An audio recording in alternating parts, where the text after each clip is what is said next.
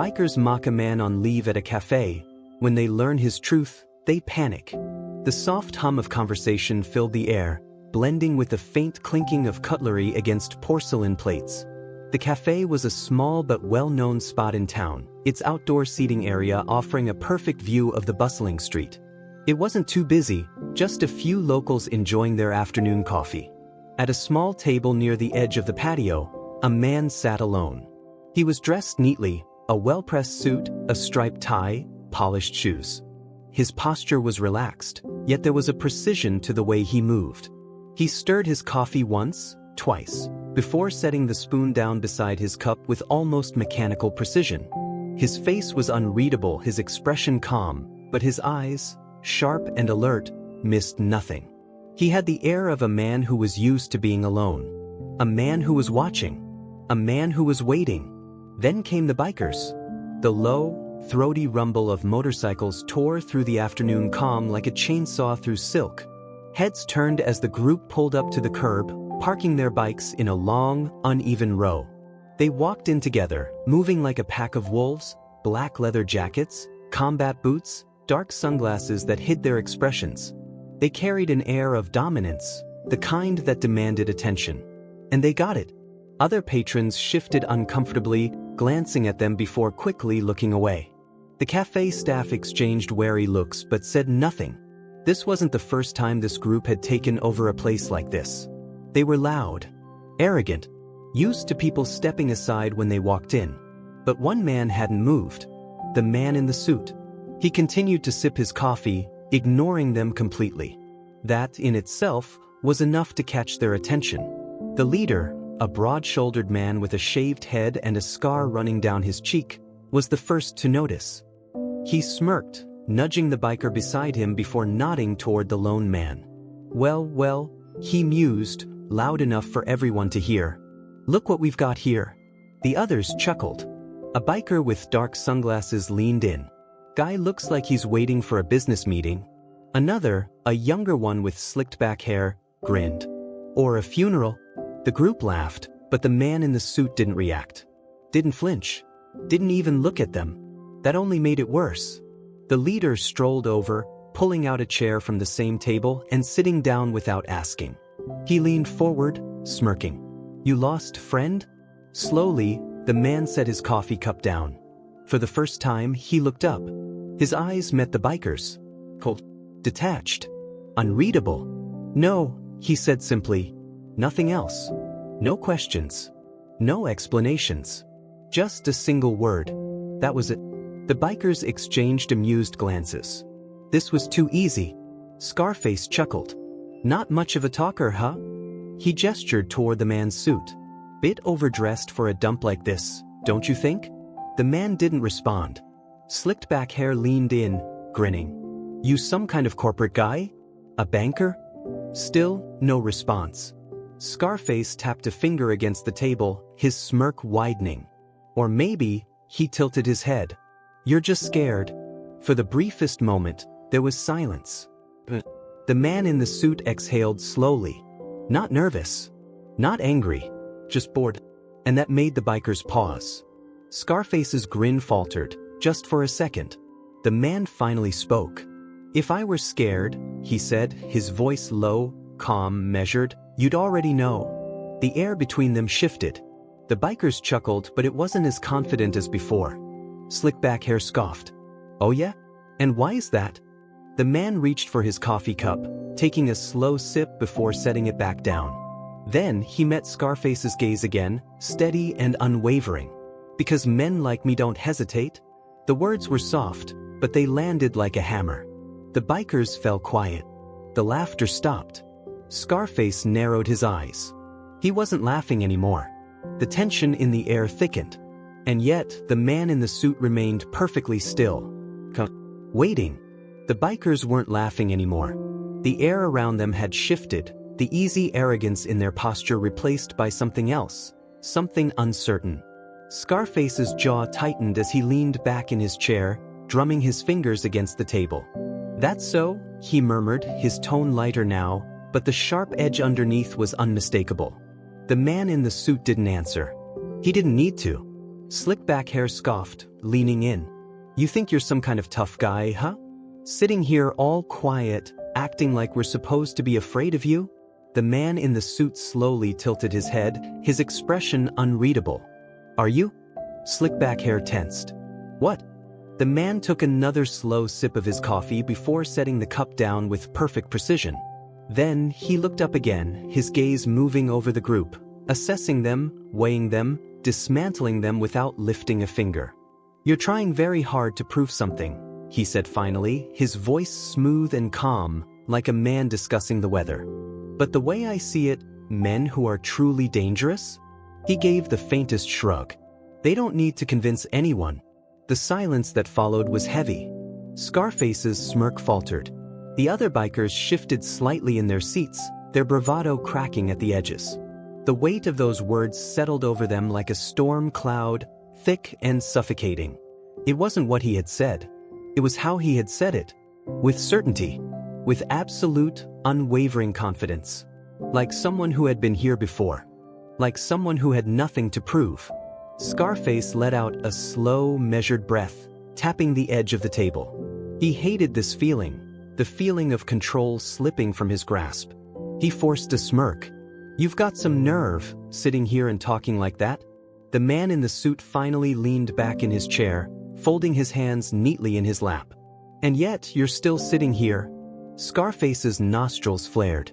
One of the bikers, a heavily tattooed man with a jagged scar down his arm, shifted uncomfortably. Hey man, maybe we just... Scarface shot him a glare, silencing him instantly. But the damage had already been done. The man in the suit had seen it. The hesitation. The uncertainty. And just like that, he knew he had already won. Slowly, deliberately, he reached out and picked up his notebook. He turned a page, pulling a pen from his pocket, and began writing, completely ignoring them now. As if they were no longer worth his attention. Scarface's fists clenched. You think this is funny? The man didn't look up. Scarface's patience snapped. With a swift motion, he grabbed the notebook from the table, yanking it toward himself. Let's see what's so damn important. The movement was quick, reckless. The moment the notebook left the man's grasp, the entire cafe seemed to hold its breath. The man in the suit stilled. Not in shock. Not in fear. In warning. Scarface flipped the notebook open. His smirk returned as he scanned the page. What do we have here? Some secret business numbers? Maybe. He stopped. His smirk vanished. The color in his face drained as his eyes locked onto the contents of the page. Coordinates. Call signs. Coded phrases written in a language only certain people would understand. His hands began to sweat. The bikers noticed his reaction. Slick back hair frowned. What is it? Scarface didn't answer. He just stared at the page, his hands visibly trembling now. The cafe owner, who had been watching from behind the counter, let out a slow, knowing exhale. One of the bikers, tattooed arm, leaned over, catching a glimpse of the page. He barely got through the first few lines before his entire body stiffened. Oh shit, he muttered under his breath. Scarface looked up slowly, his hands still gripping the notebook like a lifeline. His voice was barely above a whisper. Who the hell are you? The man in the suit finally looked at him. And smirked. The coldest, sharpest smirk Scarface had ever seen. The kind of smirk that didn't come from arrogance. It came from experience. From certainty. From knowing exactly how this ends. He reached forward, slowly, effortlessly, and took the notebook back, closing it with calm precision.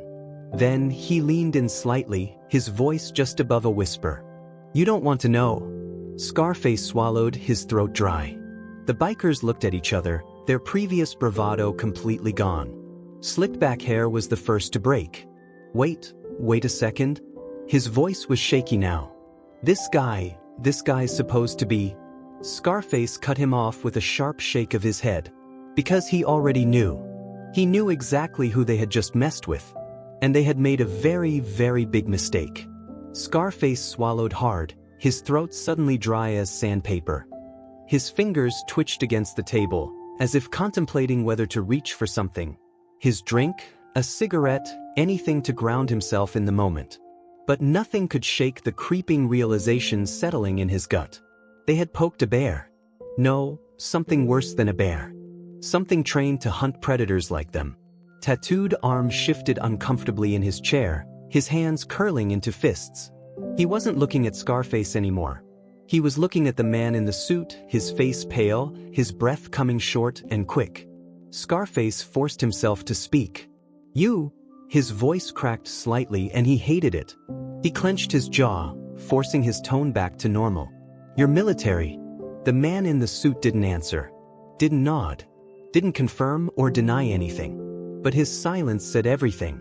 Scarface exhaled slowly, shaking his head as he ran a hand over his face. "Jesus." Slicked back hair frowned, looking between them. What's the big deal?" "He's just..." Tattooed arm cut him off. "Shut up, man." His voice was low, urgent. "You don't get it?" Slick back hair blinked. "What do you mean?" Tattooed arm inhaled sharply, trying to steady himself. "Look at those coordinates," he muttered, his voice barely above a whisper. "Look at the call signs." Slicked back hair hesitated before glancing down at the notebook again. His brow furrowed, confusion flickering in his eyes, until he really looked. And then he froze. Scarface leaned in slightly, his voice barely audible. "You were deployed, weren't you?" Still, the man in the suit said nothing. But that look in his eyes, that cold, knowing calm, was answer enough. Scarface let out a shaky breath. He knew guys like this. Black Ops. Special Forces. Ghost units. Men who didn't just serve. Men who were sent in when no one else could handle the job. Men who weren't supposed to exist. And they had just spent the last 10 minutes trying to push his buttons. Slick back hair was visibly sweating now. "Oh shit," he muttered under his breath. The other bikers weren't laughing anymore. They had mocked him, tried to test him, but the truth was now staring them in the face. And it was terrifying.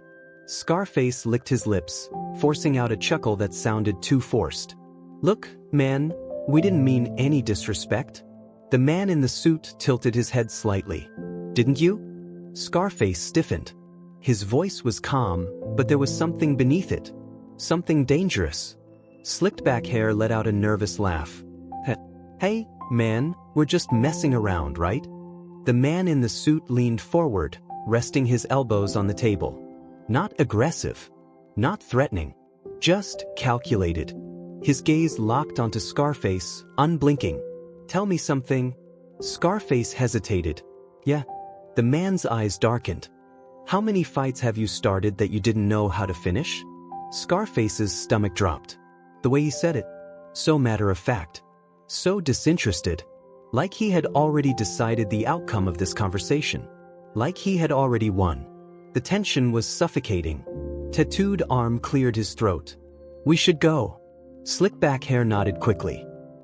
Yeah, we should." Scarface didn't move. Something inside him refused to just walk away. Maybe it was his ego. Maybe it was the fact that his entire crew was watching. Maybe it was the sheer humiliation of being shut down so effortlessly. But his pride wouldn't let him back down. He straightened in his seat, forcing himself to smirk. "You got a smart mouth for a guy sitting alone." The man in the suit didn't react. Scarface leaned forward, lowering his voice. "I don't care who you are, man. You think you can just sit here and..." A sharp clink cut him off.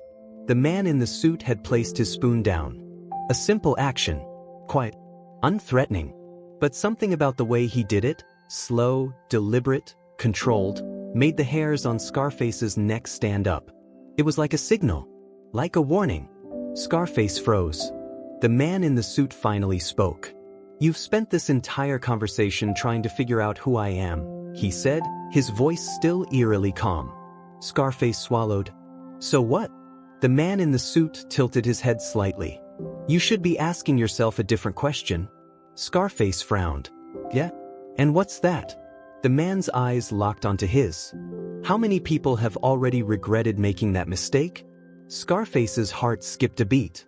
He suddenly felt like he was standing on the edge of a cliff, staring down at something far, far deeper than he ever wanted to know. The silence stretched between them, thick and suffocating. Then, a chair scraped against the floor. tattooed arm stood up first. "I'm out," he muttered. Slick back hair followed immediately. "Yeah, let's go." One by one, the bikers stood, their previous confidence shattered. Scarface hesitated. He had started this, but he couldn't finish it. Not against him. Not against whatever this man was. He exhaled sharply, pushing his chair back as he stood. "Come on, boys." The bikers shuffled away from the table, their steps quick, uneasy. The entire cafe watched in stunned silence as the once dominant group of leather-clad men left without another word. The man in the suit didn't watch them go. Didn't smirk in victory. Didn't gloat. He simply picked up his coffee again, taking a slow sip. And then, as if nothing had happened, he turned the page in his notebook. The conversation was over. Because for him, it had never been a conversation to begin with. It had been a lesson. And the bikers? They had learned it the hard way. The cafe remained eerily silent, the kind of silence that only followed an event that left everyone questioning what they had just witnessed. The patrons, who had initially stolen glances at the altercation, now openly stared. But the man in the suit paid them no mind. He simply flipped another page in his notebook, calmly scribbling down notes as if nothing had happened. As if he hadn't just sent a pack of leather-clad, self-proclaimed tough guys fleeing like frightened schoolboys. The cafe owner, a middle-aged man with graying hair and sharp eyes, finally exhaled. He wiped his hands on his apron before approaching cautiously. They were looking for trouble. The man in the suit didn't look up. They found it. The owner let out a quiet chuckle. Didn't even need to throw a punch, huh?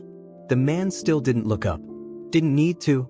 The cafe owner studied him for a moment before nodding slowly. He understood something that the bikers hadn't grasped until it was too late. This wasn't a man you wanted to challenge. "Coffee's on the house," the owner said eventually. For the entertainment, a faint smirk flickered across the man's lips. "Appreciated." The owner walked away, leaving him in peace. But not everyone had walked away. A few tables away, a young man in his 20s sat frozen, his coffee untouched. He had witnessed the entire thing, from the moment the bikers had swaggered in to the slow, methodical way the man in the suit had dismantled them without ever raising his voice. He had seen fights before. Bar fights. Street fights. The usual.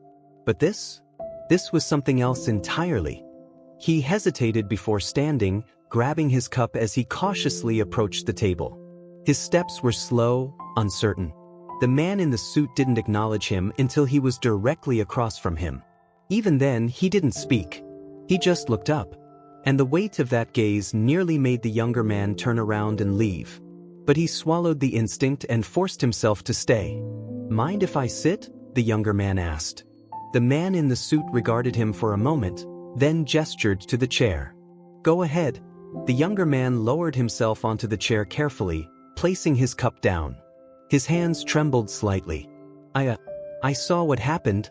The man in the suit said nothing. The younger man exhaled, rubbing the back of his neck. "That was different." A beat of silence. "You have a question?" the man in the suit stated. It wasn't a guess. It was a fact. The younger man nodded. "Yeah." He hesitated. Who are you?" The man in the suit didn't answer right away. Instead, he leaned back slightly, studying the younger man with the same cool, unreadable gaze that had sent the bikers into a panic. And for a moment, the younger man regretted asking. "But then, I was on leave," the man said simply. The younger man frowned. "Leave?" The man in the suit nodded. "A few weeks off from work." There was something carefully vague about his words. "What kind of work?" the younger man asked. The man's smirk was barely there. "The kind you don't walk away from?" A slow chill ran down the younger man's spine. His throat suddenly felt dry. "So, the bikers? They made a mistake," the man said smoothly. "And they realized it too late?" The younger man swallowed. "Yeah. I saw that." There was another silence, not uncomfortable but heavy. Finally, the younger man spoke again. "They thought you were just some rich guy. They assumed," the man said simply. "And that was their mistake?" The man tilted his head slightly, considering. Then he shook his head. "No." The younger man frowned. "Then what was?" The man leaned forward slightly, his elbows resting on the table. Their mistake was assuming that silence meant weakness. The younger man blinked. The man in the suit took another slow sip of his coffee. Then, without another word, he flipped another page in his notebook and continued writing. The conversation was over. The younger man understood the unspoken dismissal. He hesitated for just a moment before nodding, grabbing his cup, and standing. He left the cafe without another word. And as he stepped onto the street, he let out a slow, shaky breath. Because even though the man had barely spoken, even though he had never raised his voice or lifted a finger in violence, the lesson had been learned. Loud men demand respect. Silent men command it. And the man in the suit? He had never needed to say a word. The cafe eventually returned to its usual rhythm. Conversations resumed, forks clinked against plates, and the city's gentle hum filled the air once more. But something had changed. The bikers were gone. The tension that had thickened the air like a storm had dissipated, but it had left something behind. An absence, a lingering echo of unease. And the man in the suit? He remained exactly as he had been before it all started. Unmoved, unchanged, untouched. He turned another page in his notebook, the motion deliberate and precise. He wrote something down, brief, efficient, controlled. Then, for the first time, he allowed himself to exhale. Not in relief, not in exhaustion, just in thought. It was always the same. Wherever he went, someone always wanted to test him. The uniform might have been gone, the mission put on pause, but the weight of what he was, what he had done, what he had become, that never disappeared. And men like the bikers? They never saw it until it was too late. Somewhere across the city, panic was spreading. The bar the bikers frequented was usually filled with laughter, shouting, the occasional bar fight that left a table broken in half. But not tonight. Tonight, there was only silence. Scarface sat at the back of the bar, his fingers tapping nervously against his knee. His drink sat untouched in front of him, the ice melting slowly, quietly. Tattooed arm sat beside him, his hands clasped together as if he were praying. Slicked back hair was pacing, his movements quick, restless, agitated. "This isn't good, man," he muttered under his breath. "This is really, really not good." Scarface didn't respond. Slicked back hair ran a hand through his hair, exhaling sharply. "I mean, what the hell was that? Who the hell was that guy?" Tattooed arm finally spoke, his voice low and grim. "I don't know. And I don't want to know." Slicked back hair shook his head violently. "No man, you don't get it. We messed up. We seriously messed up." Scarface's fingers tapped against the wooden table once. Twice. Then he spoke for the first time since they had fled the cafe. "We don't talk about this." Slick back hair stopped pacing. "What?" Scarface's eyes lifted slowly, locking onto his. "We don't talk about this." Slicked back hair's face twisted in disbelief. "Are you kidding me? Do you know what kind of man we just tried to?" Scarface slammed his hand against the table. The entire bar went quiet. Slick back hair flinched. Scarface leaned forward, his voice a whisper but filled with authority. "You don't get it, do you?" Slick back hair swallowed. "Get what?" Scarface exhaled through his nose, shaking his head. "You're worried about the fact that we messed with the wrong guy." He leaned closer. "I'm worried about the fact that he let us go." Slicked back hair's breath caught in his throat. Tattooed arm clenched his jaw. He could have done something. He didn't. Scarface nodded. Which means he didn't see us as a threat. He didn't see us as worth the effort. A slow, suffocating silence settled over them. Slick back hair swallowed. "So what does that mean?" Scarface exhaled. "It means we don't go back to that cafe. We don't ask questions. And most of all," his voice dropped lower, "we pray that we never see that guy again." Tattooed arm murmured in agreement. Slick back hair opened his mouth, then shut it. Because deep down, he knew Scarface was right. And as much as he wanted to push back, as much as his ego screamed for an explanation, for revenge, for something, fear won. Back at the cafe, the man in the suit stood. He adjusted his tie, placed a few bills on the table, and nodded once to the cafe owner, who gave him an almost respectful nod in return. Then, without a word, he turned and walked toward the street. His steps were even, measured, because he had never once felt threatened, because he had never once been in danger. The bikers would disappear. They would tell no one what had happened.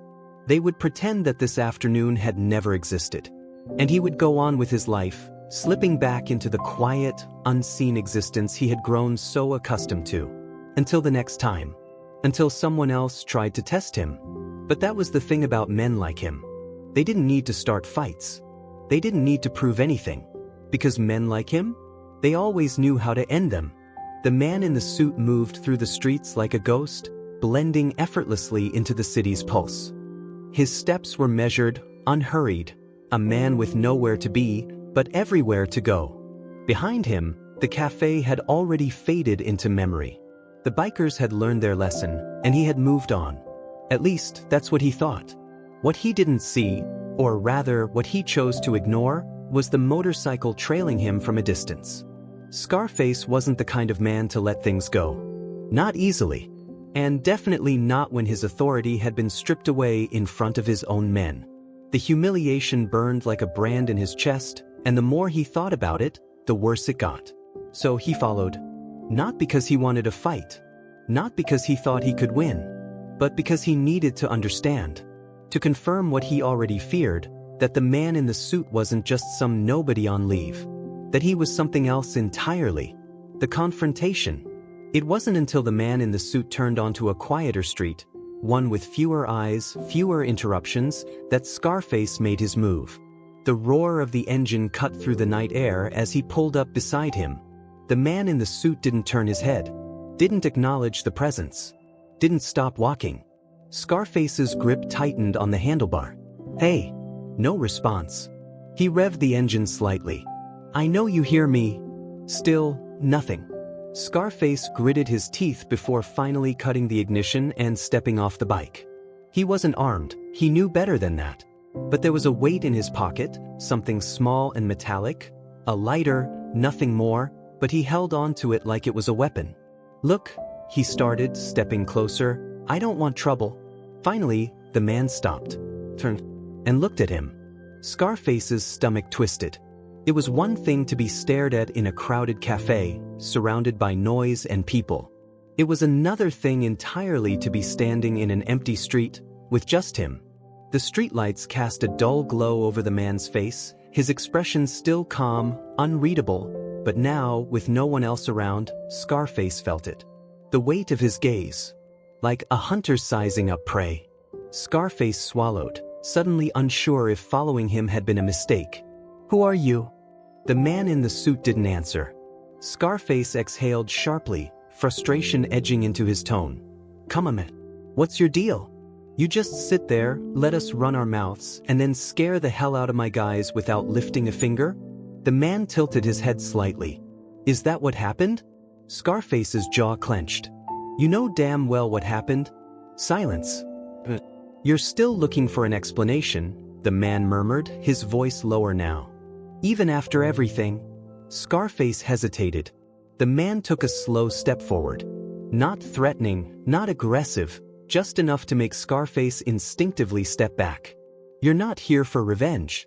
Scarface didn't move. "You're here because you're afraid." Scarface bristled. "I'm not." "You don't fear what you understand?" Scarface stopped. The man's eyes darkened. "You think if I tell you who I am, if I give you a name, a history, it'll make this easier?" He paused. "But it won't." Scarface's fingers tightened around the lighter in his pocket. The man studied him, his gaze unreadable. "You don't need my name." Scarface frowned. "Then what do I need?" The man was silent for a long moment. Then he smiled. It wasn't a friendly smile. It wasn't reassuring.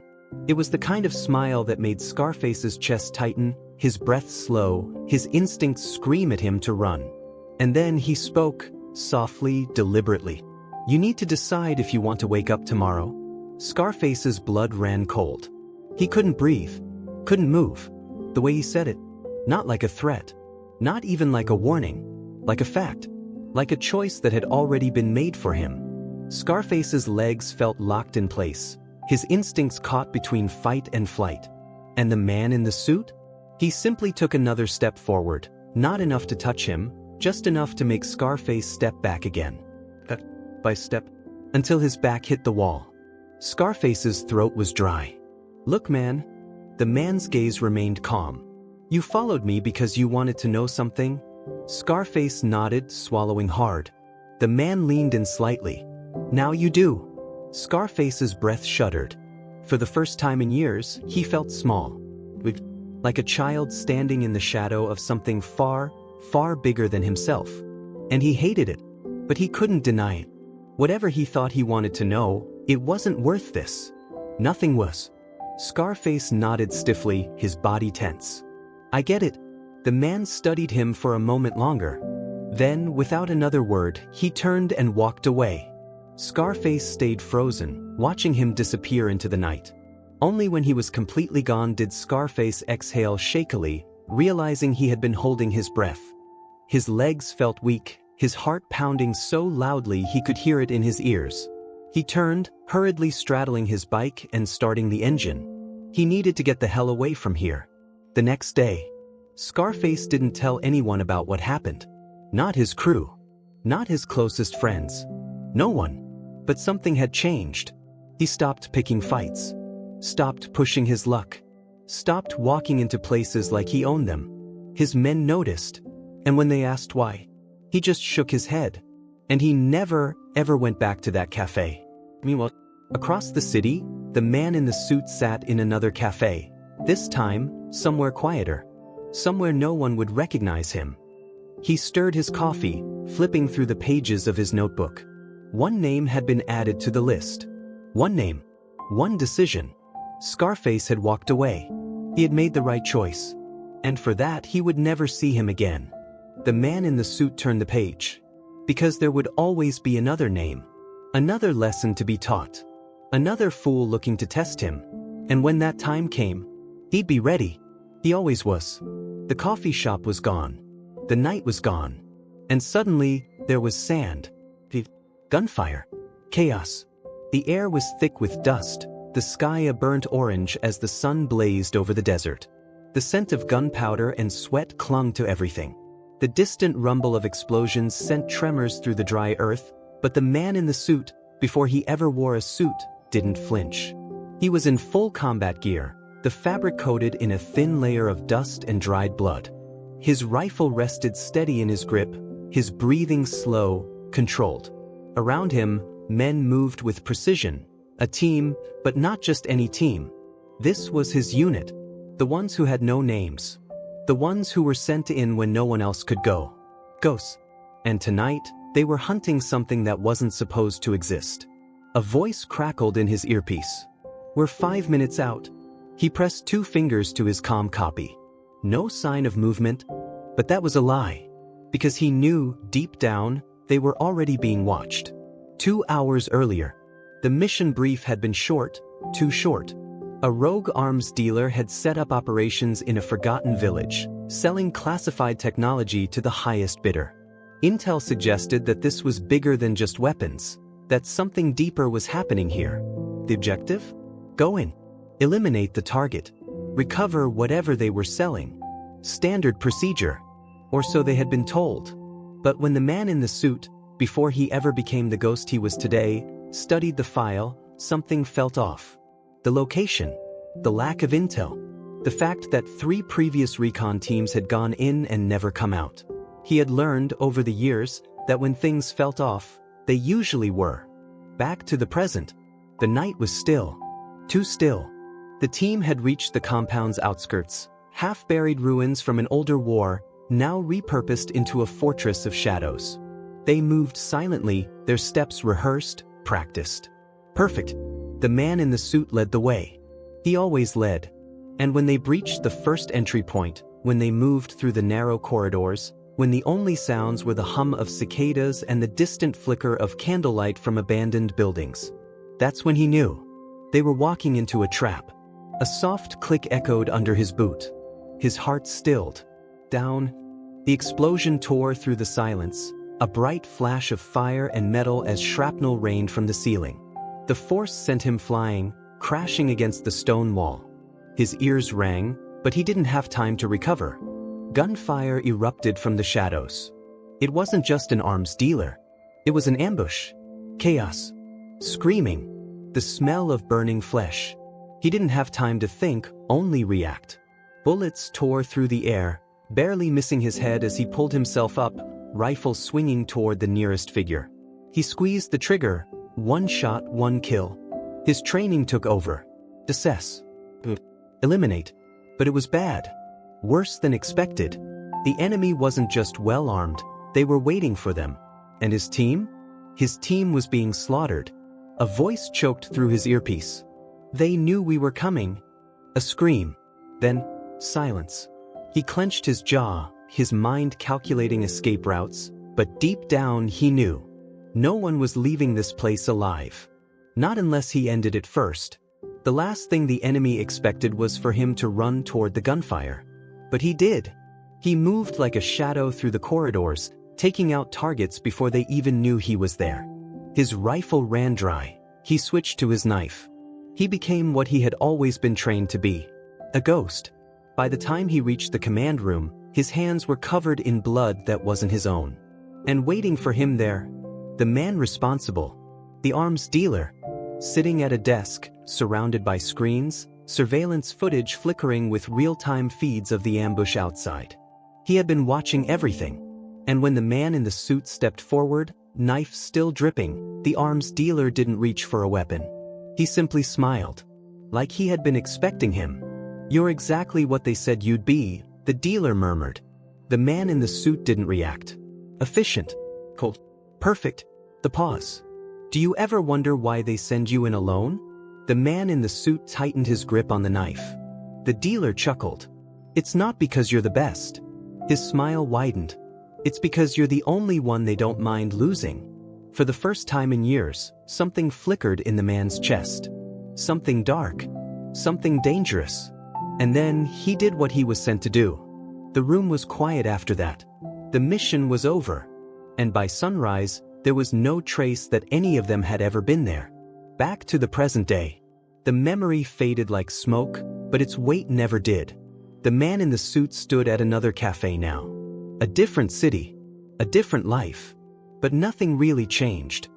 He looked down at his reflection in the window, at the well-pressed suit, the clean hands, at the man he had become. And then he thought of the bikers. The ones who had tried to test him. The ones who had assumed he was just another businessman. They had walked away with their lives. They had been lucky. Because the truth was, he wasn't special. He was just a man who had outlived his purpose. A man who had been trained to disappear. A man who, at any moment, could slip away into the shadows again. And never be found. He adjusted his tie. Finished his coffee. Then, without looking back, he disappeared into the city crowd. Like he had never been there at all. The city was different. The faces were different. But the weight on his shoulders? That never changed.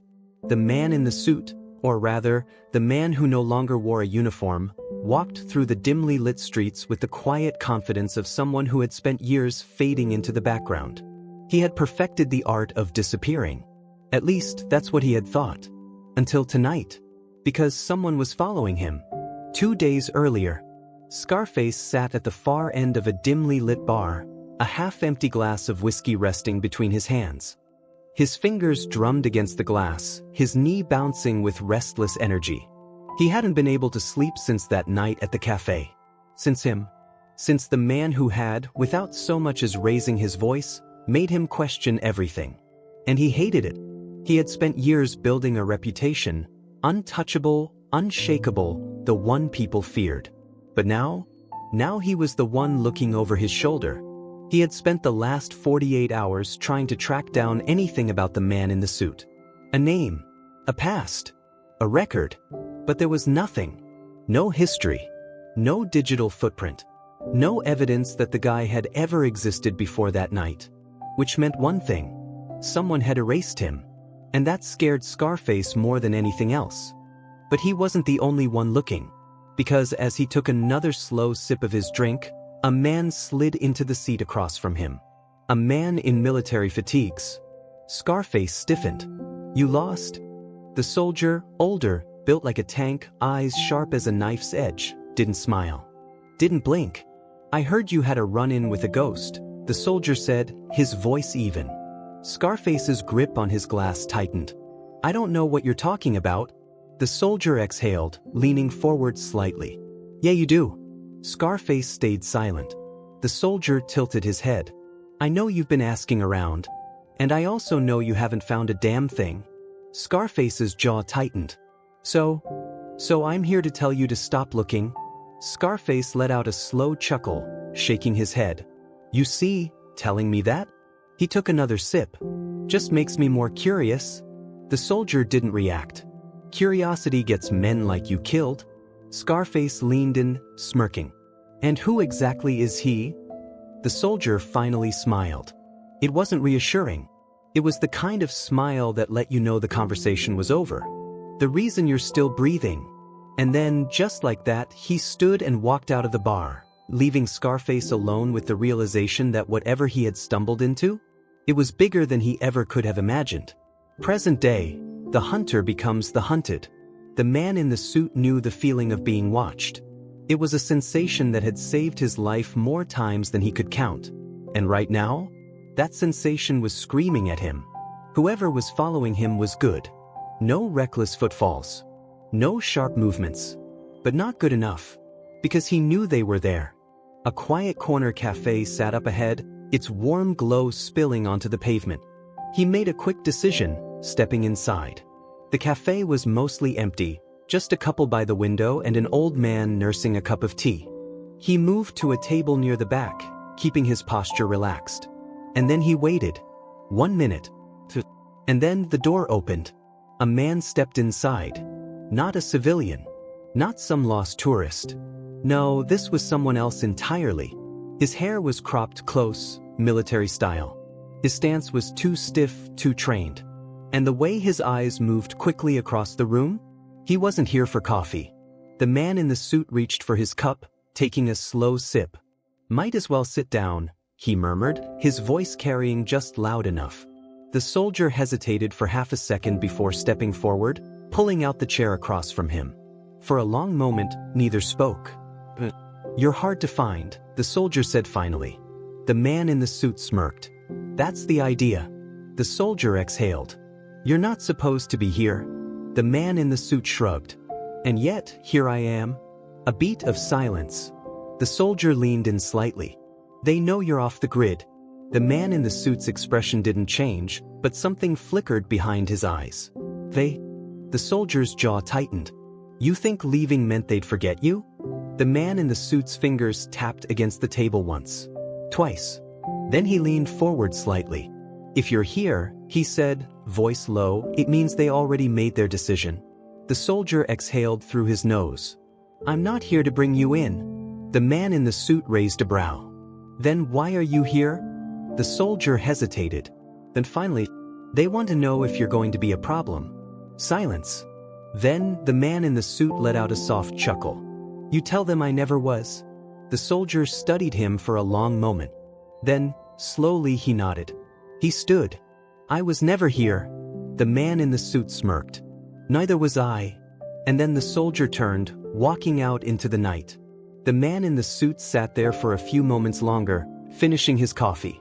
He had spent years disappearing. And yet, the past had a funny way of finding him. But that was fine. Because as long as he was breathing, he wasn't done yet. He pulled his coat tighter around him, stood, and disappeared into the night. Like he'd never been there at all. The city swallowed him whole. The man in the suit moved through the streets, another ghost among the living, his footsteps silent, his presence unnoticed. This was how it always was. But tonight was different. Tonight, he wasn't the only ghost. He had been marked. Not for death. Not for capture. But for something worse, recruitment. And he knew it. 1 hour later, the meeting. The rooftop was cold, the wind slicing through the cityscape like a knife. He stood near the ledge, hands in his pockets, staring down at the sea of lights below. He heard them before they spoke. Boots. Precise steps. No hesitation. They weren't here to kill him. A voice, calm, measured, familiar, broke the silence. "You're making things difficult?" The man in the suit smirked without turning. That was the idea. A figure emerged from the shadows, stepping into the faint glow of the city lights. A woman this time. She wore a long coat, sleek and professional, military, but not government. She was private. Black budget. Deep ops. The kind of work that didn't have a name. And she was the last person he expected to see. "Didn't think they'd send you," he murmured. She shrugged. "Didn't think you'd be stupid enough to think you could just walk away." He turned then, finally meeting her eyes. "I didn't think. I knew." The pause. Then her lips curved into a smirk. "And yet, here we are." He exhaled. "You're wasting your time." She tilted her head. "Am I?" There was something behind her words. Something he didn't like. A warning. A promise. She reached into her coat, slowly, deliberately, so he knew it wasn't a weapon. The file. She held it out. "Take a look." He didn't.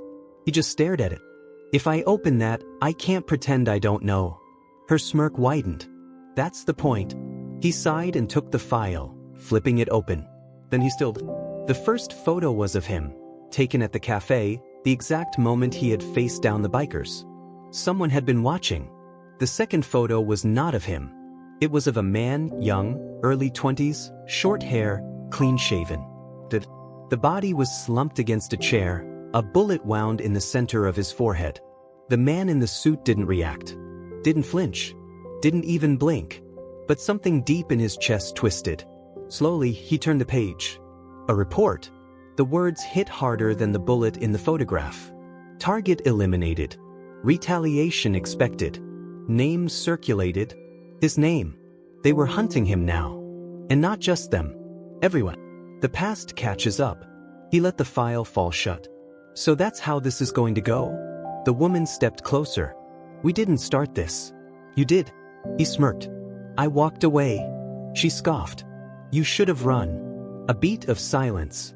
Then she said it, the one thing that changed everything. "He had a brother." His jaw tightened. "I know." She watched him carefully. "Do you?" He inhaled slowly, pressing 2 fingers to his temple. "Let me guess. The brother wants revenge." She nodded. "And he's got friends?" Another pause. Then she sighed. "You know what comes next." He exhaled sharply, shaking his head. "I'm done." She stepped closer. "They don't care. I don't either." She stared at him, something unreadable in her gaze. "You think that matters?" Silence. "But you can't fight them alone." He looked at her. "I wasn't planning to." She narrowed her eyes. "What does that mean?" He smirked. "It means I have a head start. The final choice." He dropped the file on the ledge, letting the wind take it. The woman sighed. "You always were dramatic." He turned to her. "You always were persistent." She held out a card. "One last chance." He didn't take it. She sighed, tucking it back into her pocket. "Then I'll see you around." He smirked. "Not if I see you first." She hesitated. Then she walked away, leaving him alone, leaving him with the choice. Or finish this. He exhaled slowly, reaching into his coat, pulling out a small, burner phone. One number. One call. He stared at it for a long moment. Then, he pressed dial. The phone rang twice. Then, a voice, deep, steady, waiting. "It's me." The pause. "I need a favor." Silence. Then the response. "Where?" His lips curled into a smirk. "Everywhere." The line went dead. And just like that, the game had changed. He wasn't just being hunted anymore. Now, he was hunting back. And God help anyone who got in his way.